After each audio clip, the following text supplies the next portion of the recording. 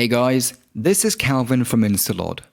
In this 7-part video series, I'm going to walk you through the setup of an InstaLOD Grid network, including setting up a master server, setting up a processing slave, and finally the different ways of how you can connect and process your files through InstaLOD Grid.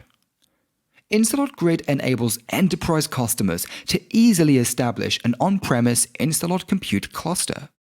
Customers that leverage InstaLOD Grid are able to expose every employee to the InstaLOD web application to process data with no additional cost and no application-specific training. The InstaLOD Grid server receives requests from operators through applications such as InstaLOD Studio XL or the built-in web application and automatically forwards it to an available node in the compute cluster. Once the data has been processed, the results can be downloaded through InstaLOD Studio XL or the InstaLOD Grid web application.